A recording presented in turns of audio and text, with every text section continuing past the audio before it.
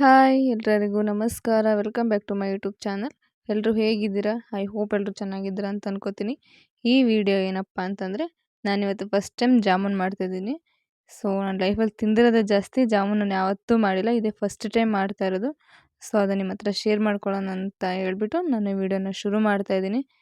So ಯಾರೆಲ್ಲ ನನ್ನ ಚಾನಲ್ನ ಫಸ್ಟ್ ಟೈಮ್ ನೋಡ್ತಿದ್ರೆ ದಯವಿಟ್ಟು ನನ್ನ ಚಾನಲ್ಗೆ ಸಬ್ಸ್ಕ್ರೈಬ್ ಮಾಡಿ, ಲೈಕ್ ಮಾಡಿ, ಶೇರ್ ಮಾಡಿ, ಕಮೆಂಟ್ ಮಾಡಿ ಅಂತ ಕೇಳ್ಕೊತಾ ನಾನು ಈ ವಿಡಿಯೋನ ಶುರು ಮಾಡ್ತಾಯಿದ್ದೀನಿ. ಸೊ ಜಾಮೂನ್ ಮಾಡೋದಕ್ಕೆ ಫಸ್ಟ್ ಏನೇನು ಬೇಕು ನೋಡ್ಕೊಳ್ಳೋಣ ಬನ್ನಿ.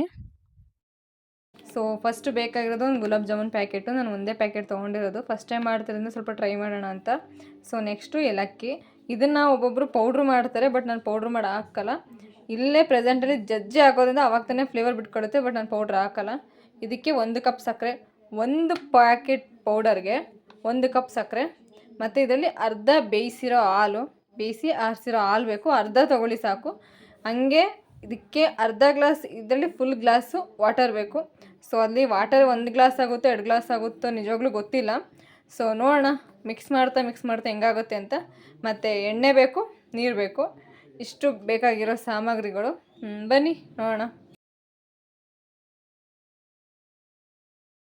ಸೊ ಫಸ್ಟ್ ಎಲ್ಲರೂ ಹ್ಯಾಂಡ್ ವಾಶ್ ಮಾಡ್ಕೊಳ್ಳಿ, ಆಮೇಲೆ ಬ್ಯಾಕ್ಟೀರಿಯಸ್ಗಳಿರುತ್ತೆ. ನಾನು ಹ್ಯಾಂಡ್ ವಾಶ್ ಮಾಡ್ಕೊಂಡೆ, ಬಟ್ ಅದು ವೀಡಿಯೋ ಮಾಡಿಲ್ಲ. ಸೊ ಈ ಥರ ಪೌಡ್ರನ್ನ ಗಂಟಾಗದಿರೋ ರೀತಿ, ಗಂಟಿರೋದನ್ನು ಬಿಡಿಸ್ಬೇಕು. ಡೈರೆಕ್ಟಾಗಿ ಪೌಡ್ರನ್ನ ಇಟ್ಟು ಅದಕ್ಕೆ ಹಾಲಾಕಿ ಮಿಕ್ಸ್ ಮಾಡ್ಬಿಟ್ಟು ಹಾಕ್ಬಾರ್ದು. ಈ ಥರದ್ದು ಫ್ರೀ ಆಗಬೇಕು. ಸೊ ಗಂಟಿಲ್ದಂಗೆ ಕ್ಲೀನಾಗೆಲ್ಲ ಮಿಕ್ಸ್ ಮಾಡಿ,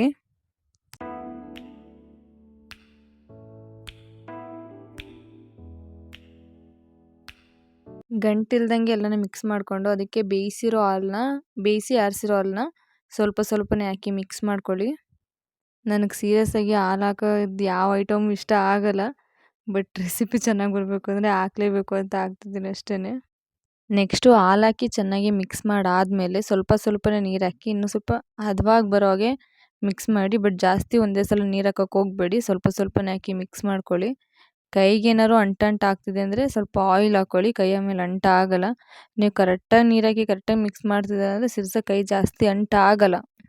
ಫೈನಲಿ ಮಿಕ್ಸ್ ಮಾಡಿ ಒಂದು ಹದಕ್ಕೆ ತಂದಿದ್ದೀನಿ.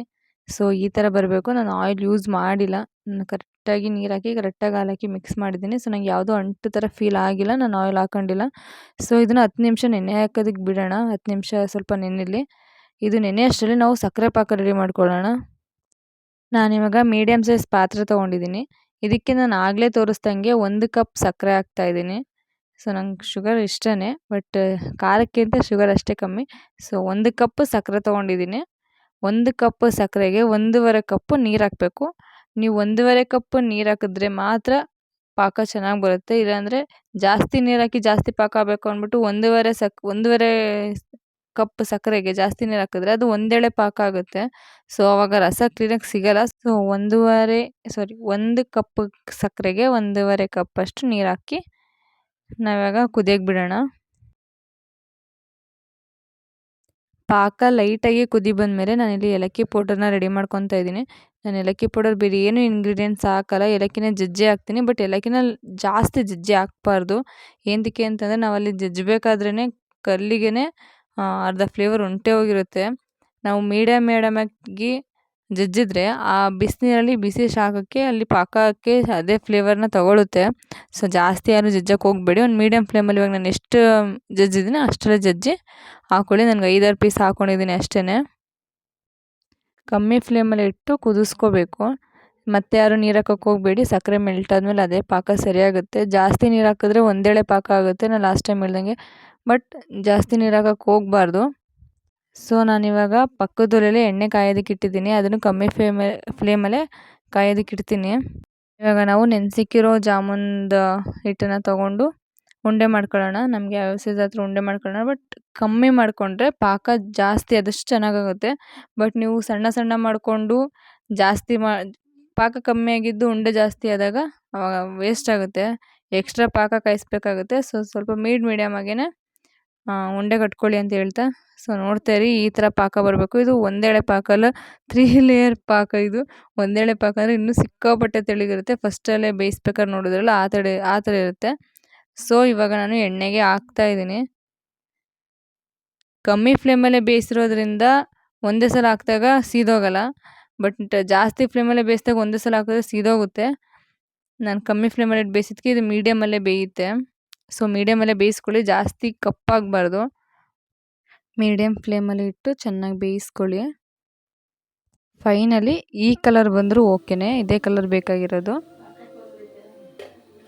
ಸೊ ಇವಾಗ ಇದನ್ನು ನಾವು 10 ನಿಮಿಷ ಬಿಟ್ಟು ಪಾಕಕ್ಕೆ ಹಾಕ್ಕೊಳ್ಳೋಣ. 10-15 ನಿಮಿಷ ಬಿಟ್ಟು ಪಾಕಕ್ಕೆ ಹಾಕೋಬೇಕು. ಬಿಸಿ ಇದ್ದಾಗಲೇ ಹಾಕಿದ್ರೆ ಒಡೆದೋಗುತ್ತೆ.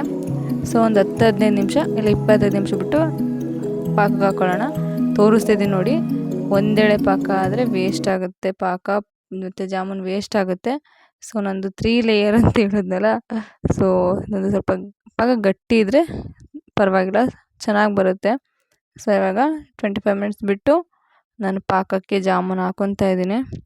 ಇದನ್ನು 1.5 ಗಂಟೆ ಬಿಟ್ಟು ತೆಗಿಬೇಕು. ಎಂತಕ್ಕೆ ಅಂತಂದರೆ ಪಾಕ ರಸ ಎಲ್ಲ ಹೀರ್ಕೋಬೇಕು.